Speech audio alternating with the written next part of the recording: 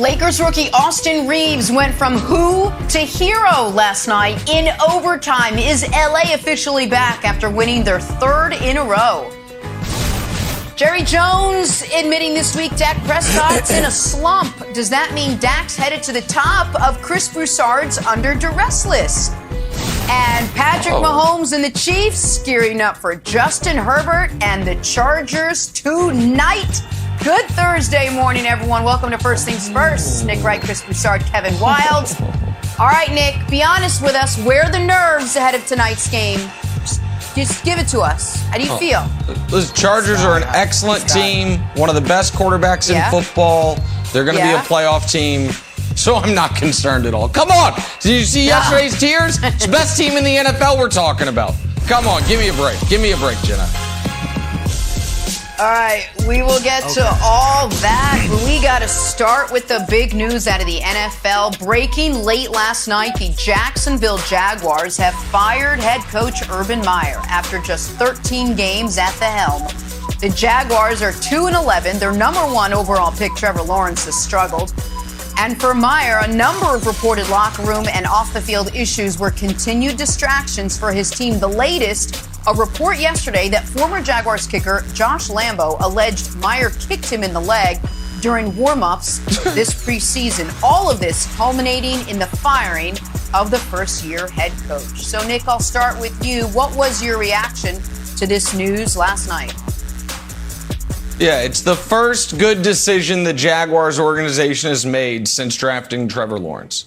This had to be done, and doing it now, there is real tangible benefit from it because the Jags roster is so bereft of talent that they are going to not only need to crush the draft, they are going to need to crush free agency.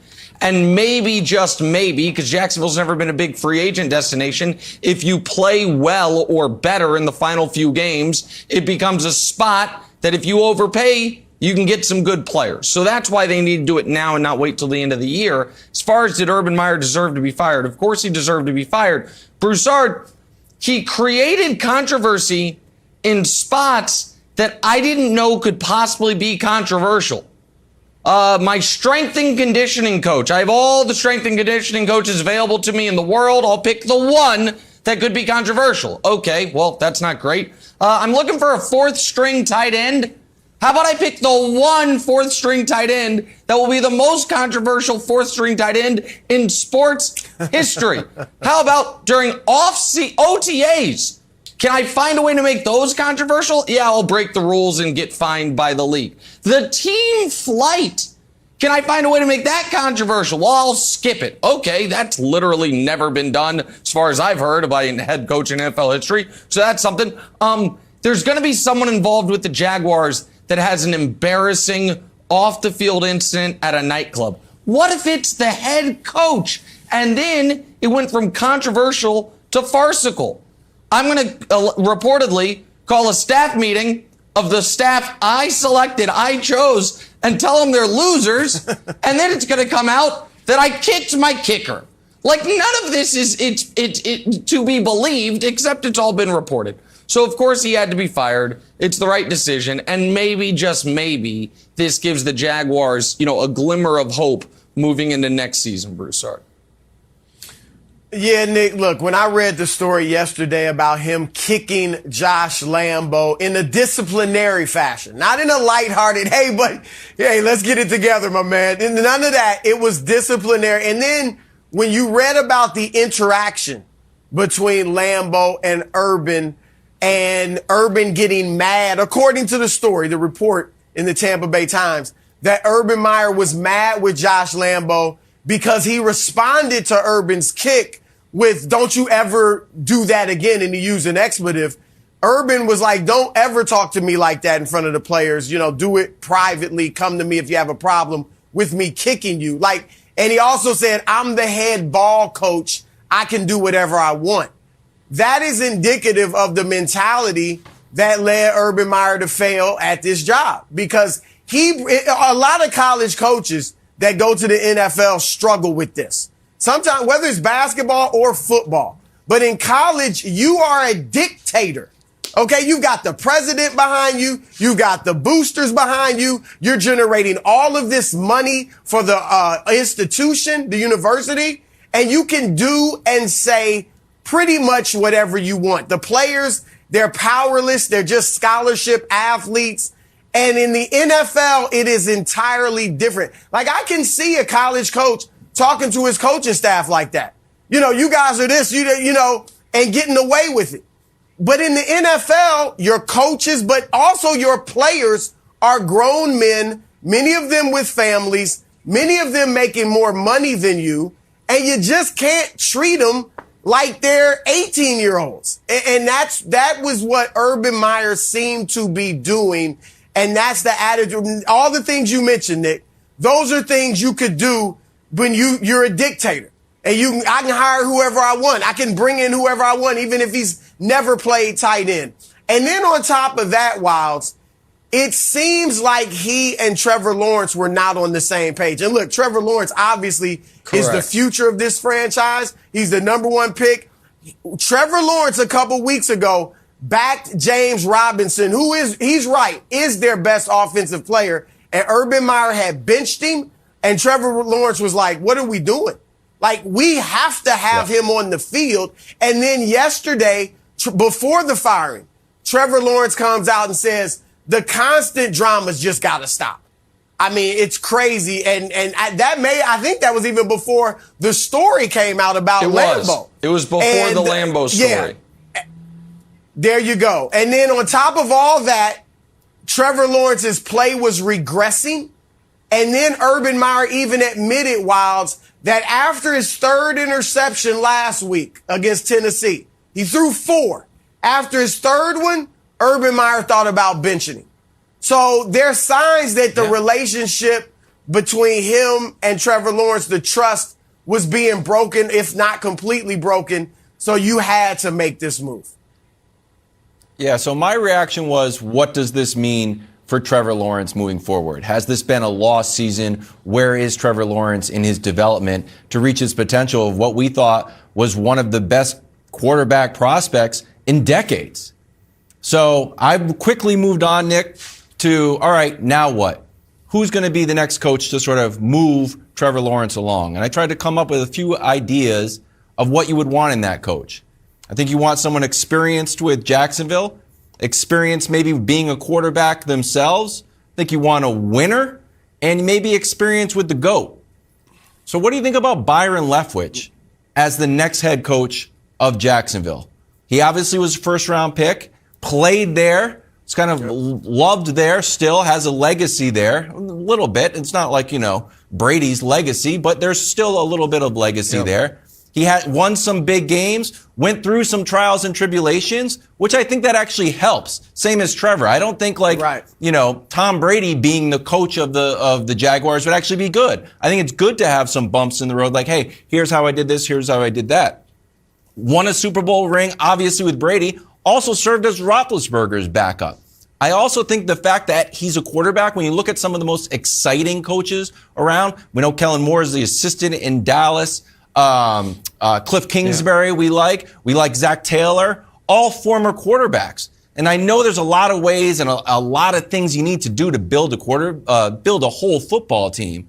But I think Jacksonville just needs to focus on their main thing, which is Trevor Lawrence. And I think if Tom Brady 100%. Specifically, this is where I go a little further. If Tom Brady came out, and Tom Brady can do this a million ways. It doesn't have to be at a press conference. But if Tom Brady just gave a little bit of support, like, you know what?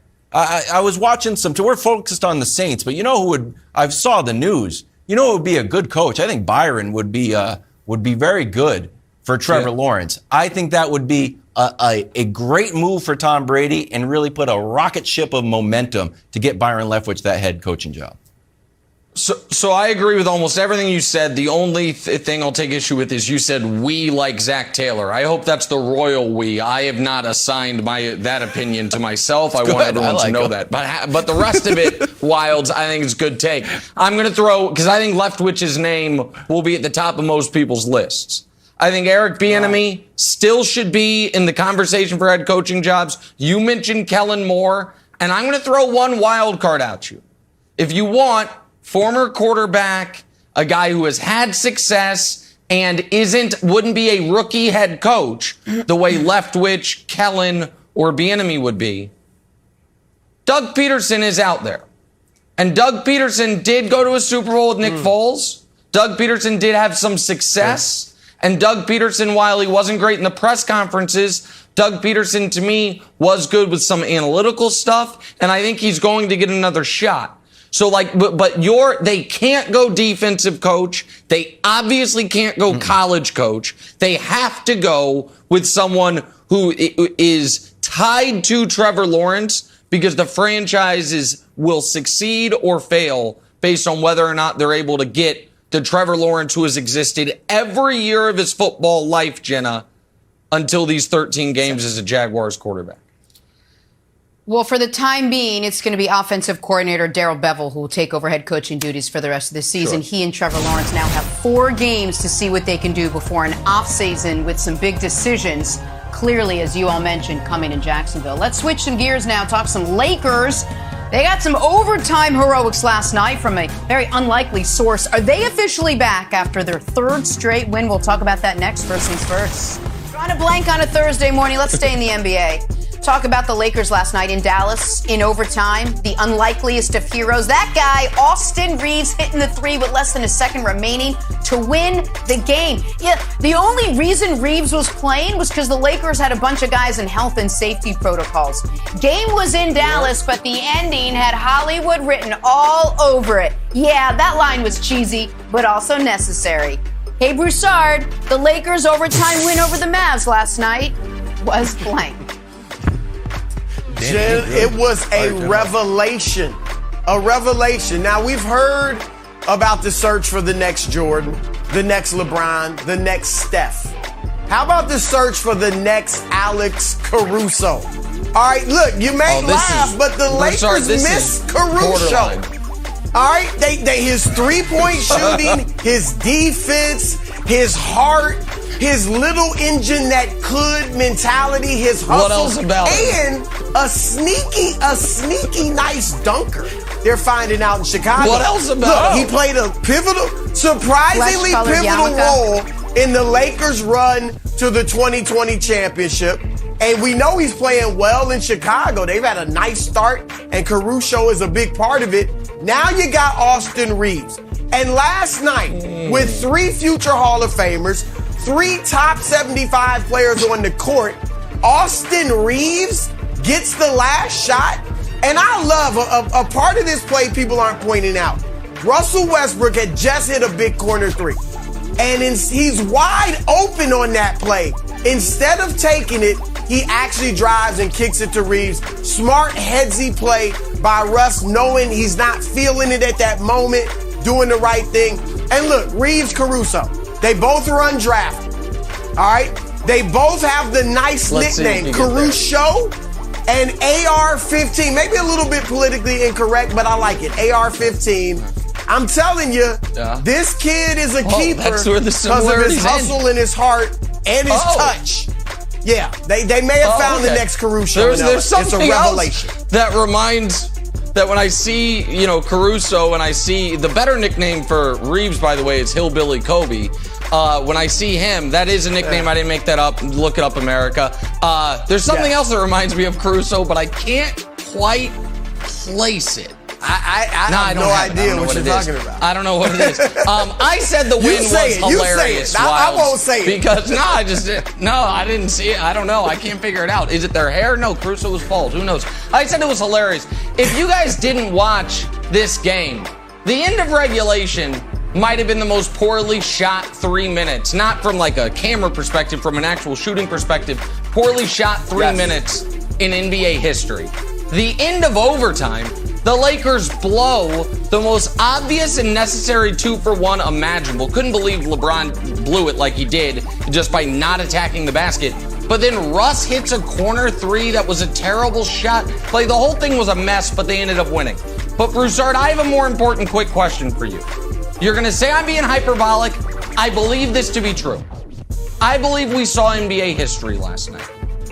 I believe this is the first time ever someone has done that early in a shot clock, not at the end of a quarter, not at the end of a half, in the same game that they have done this.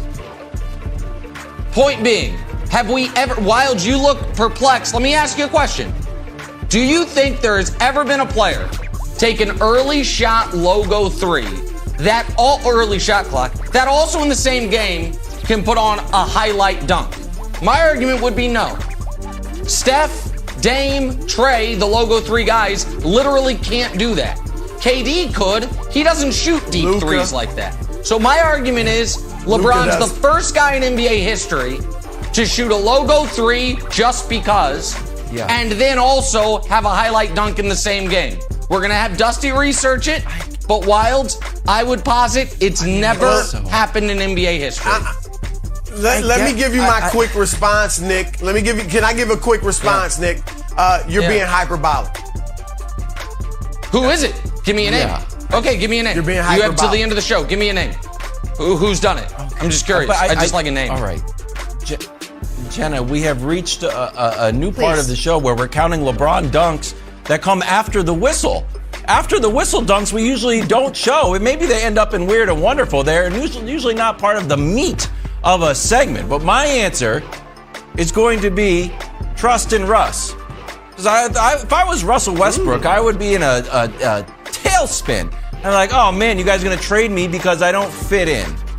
And then in overtime, LeBron draws the defense, kicks it out to him, he airballs it, which then leads to a quick 2 points on the other end, ends up almost being a shot worth negative 2 points.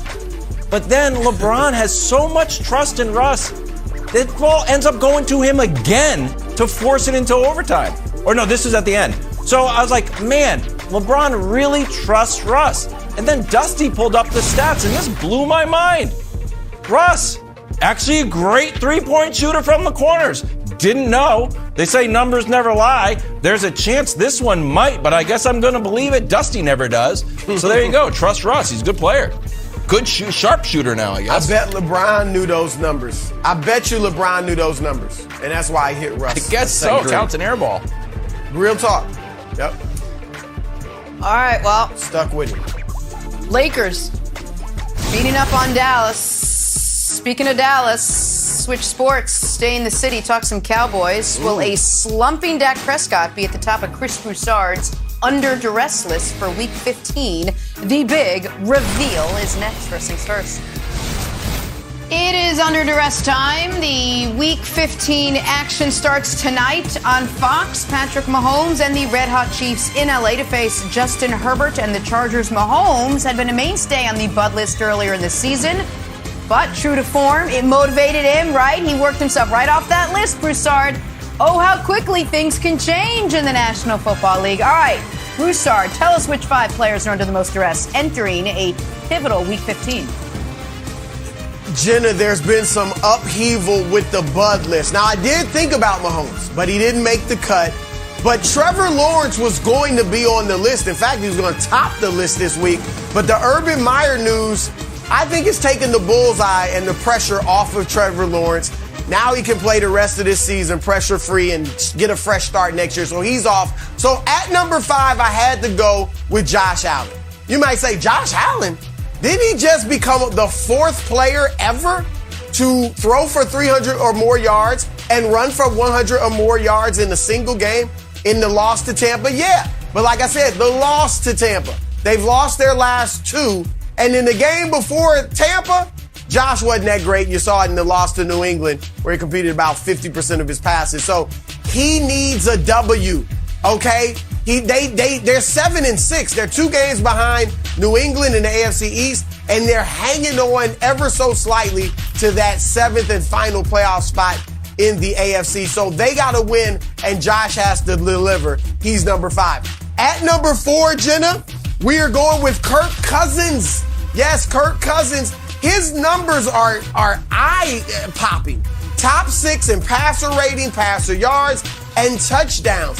And yet Minnesota's only 6-7. All right, we know how Kirk is on Monday night games and primetime games. He struggles. All right, so he's got to play this Monday night. He's got to deliver against the Chicago Bears. And they have a chance to make the playoffs. They're right there in the mix. And Kirk Cousins playing well would help them get into the playoffs. At number 3, Dak Prescott. You brought him up earlier, Jenna. And yeah, Dak, I know they won last week against Washington, but he played arguably his worst game of the year. 2 interceptions, just 1 touchdown, less than 220 yards, less than 60% completion. And their running game may not return. Tony Pollard, questionable with the plantar fascia. Ezekiel Elliott, the bad knee and just not looking like himself. Dak has to carry them. The question is, can he do it? He's under duress. All right, at number 2, Wilds, I hate to do it, but Mac Jones. Are you call him Baby Goat? You call him McCorkle? That's right. MJ10, whatever you want to call him. Here's the deal. Yeah. 13 games he started now, Wilds. He's no longer a rookie. You hear that a lot, right? This point in the season, you're not a rookie anymore. All right? And now people are expecting stuff from him. He started the season, it was all gravy because nobody expected anything. Now, they're expected not only to make the playoffs and win the division, but to battle Kansas City to get to the Super Bowl. All right? And now, let's see how Mac plays with the pressure of expectations. Not to mention, Indianapolis's linebackers are calling him out saying, we're going to make him beat us. Let's see what he can do. All right, at number 1, Lamar Jackson. Lamar is becoming a mainstay on this. Now, first of all, we hope he plays. All right, we saw he had the ankle injury last week, but he's day-to-day. Sounds like he's going to be out there against Green Bay, and they need a W. They're hanging on ever so slightly, 1 game ahead of Cleveland and Cincinnati in that tough AFC North, and their schedule is rough the rest of the way. Lamar's got to deliver. He just hasn't played well. These last 7 games, I believe it is, 8 touchdowns, 10 interceptions. Get this, 25 sacks in his last 7 games. And a lot of them are his fault for holding the ball too long. And there's a notion out there, and I've kicked it myself, that Lamar struggles against the blitz. But look at this graphic. He's actually struggled over the last 6 weeks or since week 6 against everything, blitz or not. Yeah. Completion percentage is actually lower when they don't blitz him. 6 touchdowns, 7 picks when they don't blitz him. So Lamar Jackson's got to step in. Let me just remind you, he hadn't signed his long-term contract either. Bad time to be having the worst season of his career, since he became a full-time star. That's right. That's right. Broussard, listen, I don't give faint or false praise. And I'm here to tell you, this is a great list.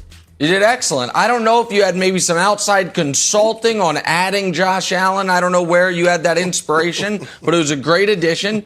Mac Jones obviously should be exactly where he is. You can't have him number 1 because he is a rookie, but when he's out here, he doesn't have time to watch Christmas movies, he said, but he does have time to work with his personal branding experts in the trademark offices night and day to get MJ10 and Mac10 and, McCorkle for life, all those types of things. So I think Mac is in the exact right spot after being called out by the Colts defense.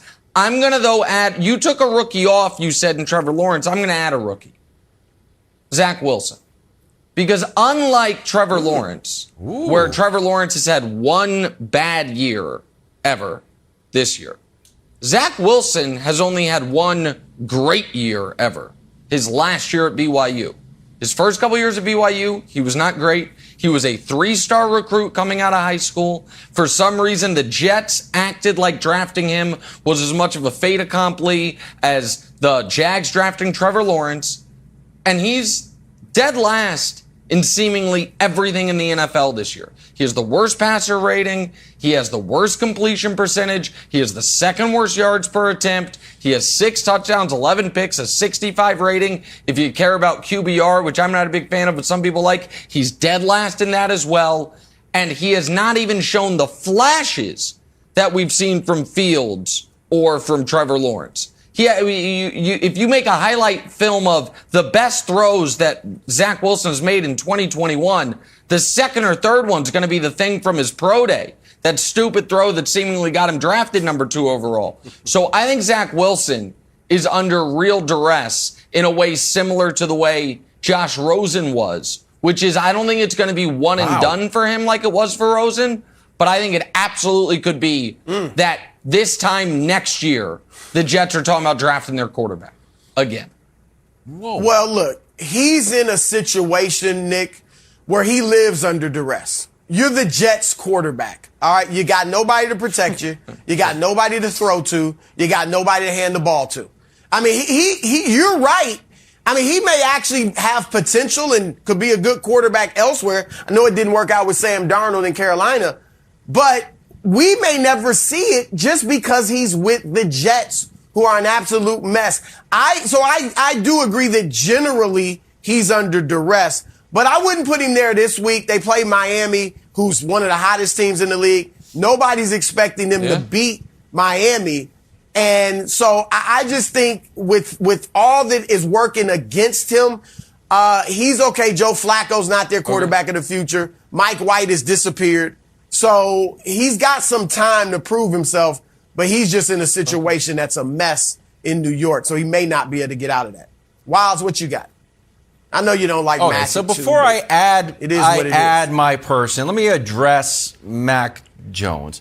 Everyone else on this list, Lamar's struggling, Dak is struggling. What's up with Kirk Cousins? Josh Allen is losing games. So you think they win? And and maybe the Jets need to find a new quarterback. And Mac Jones, oh my goodness, he's expected to win multiple playoff games and maybe even the Super Bowl. That is not under duress. Or if it is, it's a different type of under duress. And won the game. We're not playing fantasy football, everybody. Log on to Yahoo and play fantasy football with Nick Wright if you want. He's got a big league, and you can talk about the stats. If you want to play winning football, you can log on to kevinwilds.com. I don't even know if that exists. I should probably get that URL. Mac Jones is fine, but I understand why he's on the list. Either way, I'm putting Jonathan Taylor on the list. And again, this is not an indictment. This is an inspiration. This guy. No, this is a nice gesture, Nicholas. It is a nice gesture. Here's why. I have been the biggest Jonathan Taylor Go Badgers fan, maybe in the entire Westchester region. So Jonathan Taylor right now is number 1 in yards. He's number 1 in TDs. But is he the best running back in the league? Everyone's like, no, it's not even really close. It's not. It's just because Derrick Henry is out. And now with rumors of Derrick Henry getting healthy enough to come back if the Titans make a little bit of run, I think Jonathan Taylor's window is closing to be the best running back in the league. He's got a chance to have a big game against my Patriots on Saturday night. First Saturday night game. It's like everybody will be watching. So I want to see another big performance from Jonathan Taylor in a losing effort. But I hope he plays well and people can start to have the conversation. Hey, is he the rightful heir to Derrick Henry's best running back in the league crown? Yeah, look, that's going to be interesting and you got some other good runners out there, Nick Chubb, Dalvin Cook, but they don't have the numbers right now. No, he's better than that those guys. Taylor has. Yeah. And what's Henry going to look like when he comes back? Not only that he's rusty, that he's right back from injury, but if he comes back. But what about the damage that's been done over the last several years with him getting all these carries? It'll be interesting. That's right. I don't hate having Taylor under duress, Wilds, because it's a huge game. They have to beat New England. We know that. This is a team that we all think if they get into the playoffs could be dangerous, and they've got to run it. All right, they've got to run it. Yeah. New England's great against the pass. The run there, middle of the pack, so they're going to have to rely on Taylor. You don't want to put this game in Carson Wentz's hands, as good as he's been this year. That's right. So Taylor, 32 carries 2 of the last 3 weeks. We'll see if he can be that workhorse against New England. Wilds, not bad, Wilds. And I'm glad you understood why Mac is on there, because it's inspiration. You remember, don't forget the motivation behind the button. I know. Heavy as the head that wears the baby goat. Mac and Jonathan Taylor Thomas. Yeah, the baby goat crown. Nick's got to hand out some NBA medals. How about Hawks Magic? Trae Young played through a neck injury, had 28 in the win. Not the best shooting night for Trae, just 1 of 8 from downtown, and thus missing out on a medal. But Nick, which 3 guys were podium worthy last night? Bronze medal. Let's go to Milwaukee. Drew Holiday, 26 points, led the NBA in assists last night. Milwaukee gets back on the winning track, 26-14 for Drew Holiday in a win over the Pacers, who are about to be ripped down to the studs. Everyone on the Pacers right now is available if you really wanted them. Silver medal, Anthony Edwards. Wild's already told us about it. 10 threes last night, signing autographs mid-game, 38 points. That is Anthony Edwards' team. What's the old line? Karl Anthony Towns, either fit in or fit out, my friend. You got to figure that out. And then the gold. I'm just telling him, it's Anthony Edwards' team. Gordon Hayward. Oh, how about Gordon Hayward? He had 41 points. That's nice. That's He cute. did it in 29 minutes. Not only is he the first guy in the league this year to have 40 in less than 30 minutes, he's only the 33rd guy in NBA history to do it. Shout out to Gordon Hayward. Hey, guys, Jenna, I'm hearing rumors. Jazz new executive Danny Ainge really wanted to trade for him, but the price was just too high. He tried to send the 2028 second rounder for him, and the Hornets were just being irrational. There's your medals from last night in the NBA. Day of former Celtic talk today. I like it. Back talking Thursday night football. Current Chief talk right now. Should Mahomes and the Chiefs be on upset alert in LA tonight? Got a good one against Justin Herbert and the Chargers. Preview that big game next. First things first. We got a quarterback battle tonight, which we are going to kick off Week 15 with in the NFL. Thursday night football. Patrick Mahomes and the Chiefs taking on Justin Herbert and the Chargers. 7:30 Eastern, 4:30 Pacific. I'm going to watch the 7:30 one on Fox, NFL Network, and streaming on Prime Video. We gave you a little taste, and here's the meal. Coach's plan, here to decipher the quarterback battle. Talk X's and O's and all the letters in between. Our friend and yours, you know him, you love him, former head coach, Eric Mangini. Game of the year? Yeah, Jenna. My intro. Maybe. Love the hype man. Maybe, Nick. Yeah, I'll be your hype man. You write a book, put me in it, I'll be your hype man. Coach, what is the game plan for the Chiefs to avoid the upset tonight against the Chargers? Well, Jenna, I am so happy that I bought Kansas City stock when I did, although I doubt Nick will acknowledge that I saw them being the team that they could be. But they're the most dangerous team in the league right now, and there's a lot of good reasons for it. And there's going to be a lot of things that they've been doing really well that they're going to need to do tonight in order to win the game. The first thing, I'd say the most substantial thing is protect the football. And when you look at this, through the first 8 games, they had 19 turnovers. Over the last 5 games, they've had 4. And that's been as big a difference as anything for them. And the first time they played, they had 4 turnovers, which was the difference in the game. That's been an incredible turnaround for them. The second thing is less is more with blitzing. And this is a team that loves to blitz. But what they've done is they've decreased it by about 20% over the last 4 games. And where this helps is that you don't have to spend the time on the pressures. You don't have to spend the reps. You don't have the communication. It allows you to do other things. And as much as it creates challenges for offenses, it creates challenges for you. And what's happened? They've doubled the amount of turnovers in the last 5 games, which again is an incredible part of their transition and their change. And the last thing is they need to continue to excel in the red zone. And they've been as good as anybody in the red zone, especially over the last 3 games. They're third. And when they faced them the last time, they gave up 4 out of 5 in the red zone. So I'm going to show you a play right now that demonstrates the challenges of pressure and how that can affect you in the red zone.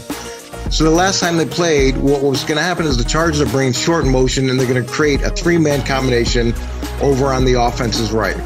On the left-hand side, they're going to have a 2-man combination, free release Eckler, and they've got a corner route. Okay, so they've got 2 different combos set up. Kansas City's going to bring pressure. They're going to bring the slot corner through the B gap. Now, what I want you to focus on is these 2 safeties, because whenever you have a pressure and there's any kind of motion, the safeties have to communicate across the board to the entire defense how things change. Is the pressure going to change? Is the coverage going to change? And this is happening so quickly, you're going to see these guys waving their hands trying to get it across the board, but they don't get it. So the left defensive end goes inside because he thinks someone's coming off the edge. The guy who was initially going to blitz continues to blitz, even though the pressure should now probably be coming off the left-hand side. So now you've got no pressure. Everybody's just wadded up. From a coverage standpoint, you end up with two players covering the in-cut. You've got the linebacker. He's now pushing to the corner route. So you've got a bunch of guys pushing to double coverage, and what does that result in? You've got a player sitting here in the flat with 20 yards. You've got no edge for Justin Herbert. He can run and scramble in if he wants to. And now you've got Eckler sitting here in the flat with about another 10 yards between him and the linebacker. And in this short area, you've got no chance on plays like this.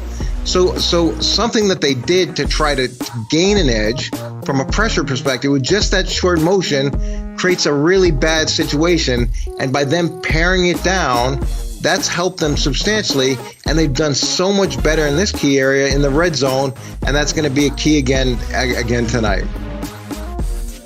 And that was indicative of how the Chiefs looked on defense through the first 4 or 5 weeks of the season. Guys running around, pointing at each other, guys just running wide open. The transformation's been unbelievable. Part of it is, the guys getting the system better, but a lot of their better players have gotten healthier. But this game, despite the fact the Chiefs had 4 turnovers and played terribly, came down to a pass interference call in the final minute. And I'm waiting. No, CBS still hasn't shown us a replay of it. Maybe it'll show up on Fox tonight. I don't know. I haven't actually seen the replay of that pass interference call. I don't know. If you didn't see it in real time, it's like a lunar eclipse. Like if you don't catch it the one time, you're not going to catch it. But so here's why I bring that up, Coach. Something Wilds and I actually have texted a lot about this year. And this is my concern for tonight's game, one of them. Because the Chargers they've changed their offense. They are chucking it deep with the cannon arm Justin Herbert. And he's got such a cannon arm, he doesn't underthrow a lot of balls, but anybody can underthrow a ball. And the thing Wilds and I talk about is that the most effective play in the NFL this season for a chunk play seemingly has been underthrown deep ball. It's just been a pass interference, it feels to me, like 70% of the time. If you're coaching defenses and you see that is constantly getting called, what are you telling your guys? Because it seems like nobody can figure this out. How to not get a 60-yard pass interference or a 40-yard pass interference on a bad throw. And it's become such a epidemic. I wonder if teams are almost telling their guys in 3rd and long, we're going to throw deep, but intentionally underthrow it to try to get the flag. How would you deal with that from a defensive perspective? Well, the first thing I'm excited to hear is that you and Wilds have been texting back and forth. I thought your phone only took texts that go in. It's nice to hear that your phone can actually text out. That's really encouraging to hear. I was going to call Verizon and see if I could get that straightened out for you for the holidays. In terms of playing that ball, it's a skill that you have to teach because you're in phase, and with that underthrown ball, in phase means you're even with the wide receiver. With that underthrown ball, you've got to treat it like a comeback for the defensive back, and you're going to turn back into the ball but not into the receiver. And then the most important thing is, if the receiver is slowing down, that the ball's in the air. That now you've got to turn and look and play the ball. But so many guys get nervous at that moment, especially because you're running full speed, that they immediately turn into the receiver as opposed to turn and play the ball. So you've got to practice it over and over during the week. And then we like to work against the wide receivers on that specific drill so that you can get reps and reps and train your body to react that way. All right, Coach, great job with the game plan. You're not in the thesaurus as much as you used to be a few weeks ago, but still, great job with the game plan. I love it. I want to go to the other side of the ball, though, with the Chargers. Now, the Chiefs, as you said, they've gotten things together offensively, but they really look good against the Raiders offensively, who don't run, a ton of cover 2 or any against them. What do you see the Chargers doing? Like, if you were facing the Chiefs, what would your defensive game plan be if you're leading the Chargers? What would you be thinking? Well, I think the ongoing issue with facing the Chiefs is keeping Mahomes in the pocket and not let those broken plays equal big plays. Now, he has created a lot of big plays for the other team over the course of the season, which is different for him, but still allowing him to get out of the pocket and make those off-schedule plays are a huge problem.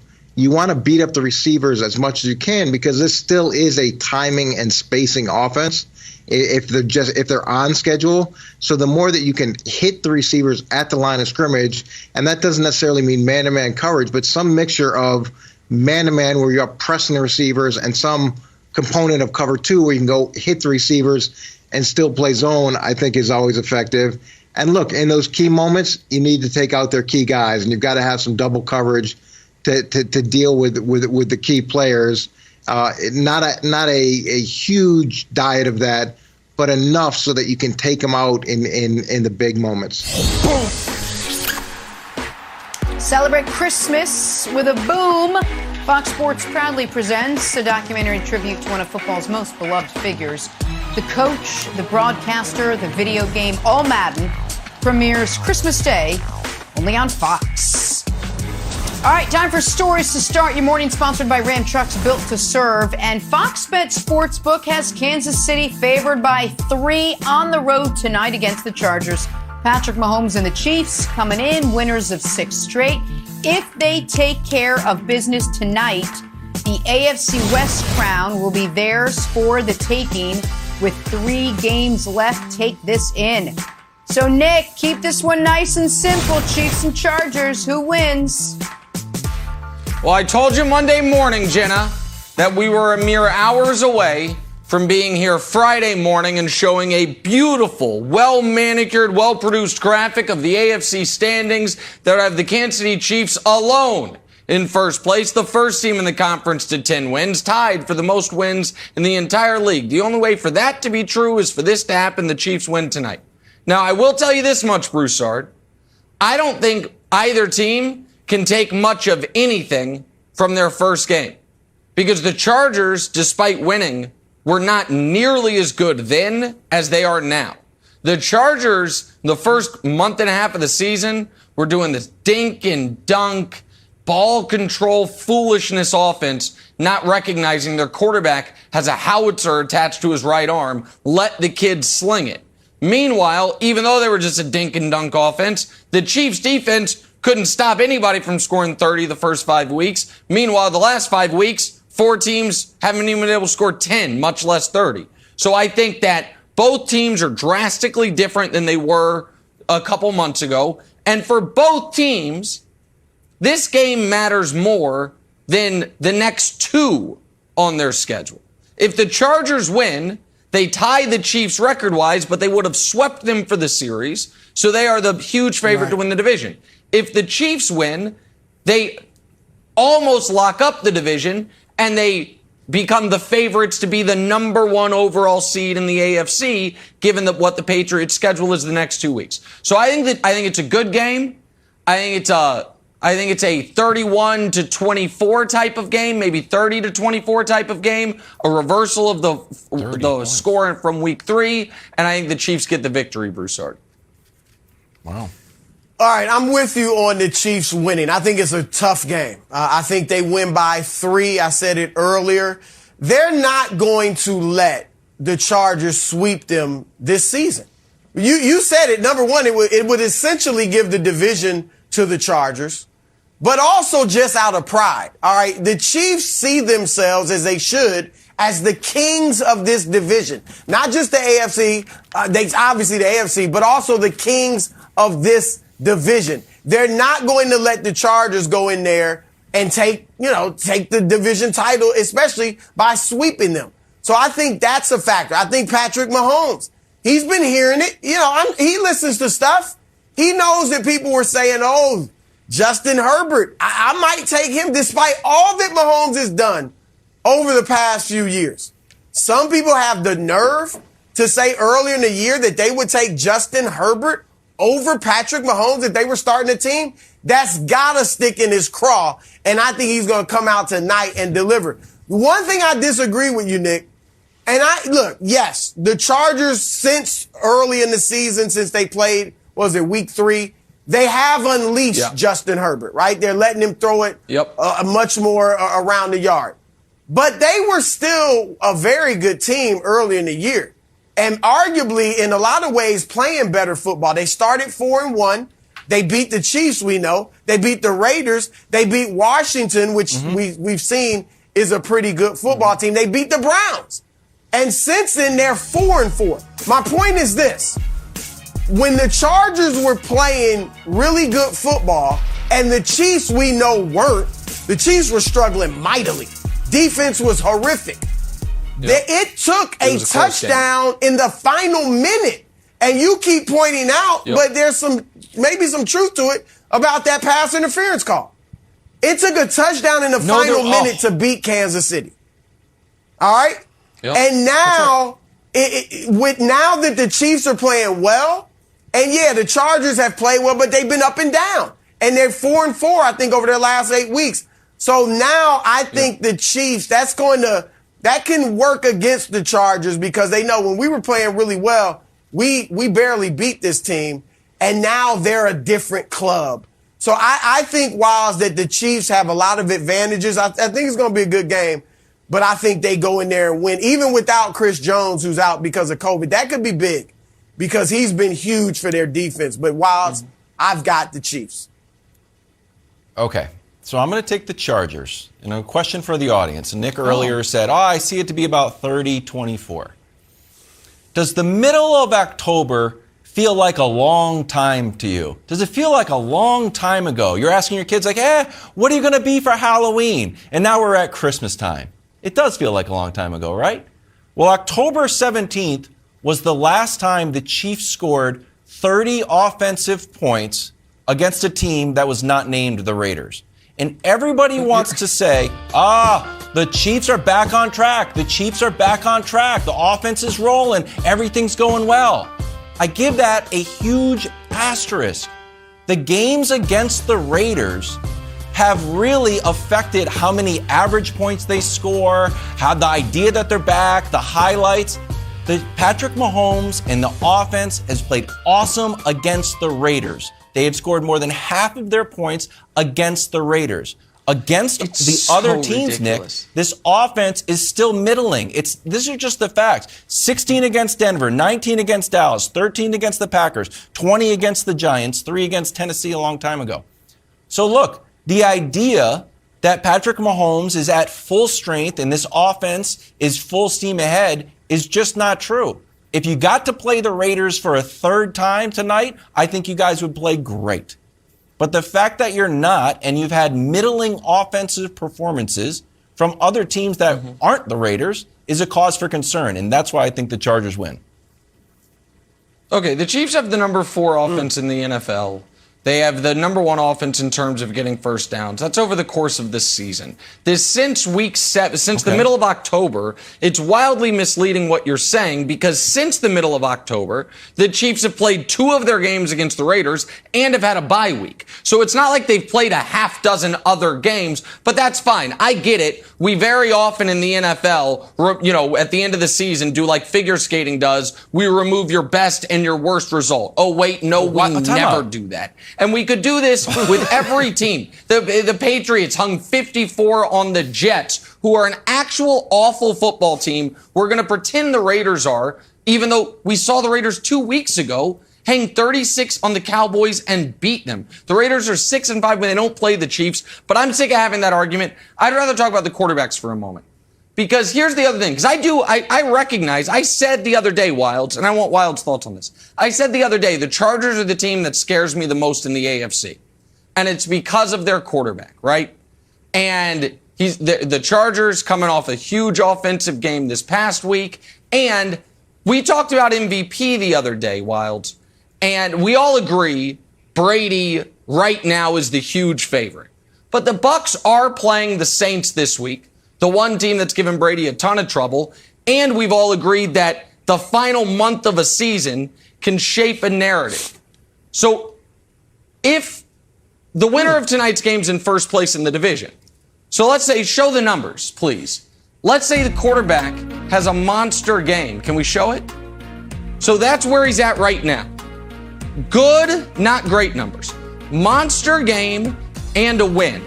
Do you think Herbert could be a guy people are like, oh, Herbert could win MVP. Do you think that could happen? What? No, I do not. No. I don't think there's any value in being in the conversation. I think he's in the conversation like people are saying, like Micah Parsons is in the conversation. Like, sure, you can be in the conversation for 10 seconds, but no, I'm going to put that at 0%, Broussard. Well, hold on. I have to say something here then. Yeah. Nick is going somewhere. I got to say something. He doesn't care about something here then. He's using this to get to Mahomes. No. Here's the thing. Those are actually Patrick Mahomes' numbers. I don't know why they have Herbert's picture up there. I was talking about Mahomes there. I definitely thought Wild was going to say yes, and I was going to have a whole thing about, John is in the conversation. Wild avoided the bear trap amazingly adroitly. I can't believe our graphics team put a picture of Justin Herbert when I was clearly talking about Patrick Mahomes. Broussard, I'm just curious because Wild's is big on the Raiders games not counting. You also have the Chiefs winning, but do you think it's outrageous to say the Chiefs, the humble Kansas City Chiefs offense that stinks obviously, except for the games they don't stink, but we're going to pretend those didn't happen. Do you think it's crazy to say the Chiefs are going to score 30 points? I think it's a little, what's the word I'm looking for? Ambitious. It's a little ambitious. I got to admit. Yeah. I think they'll probably, it might be more like 27-24.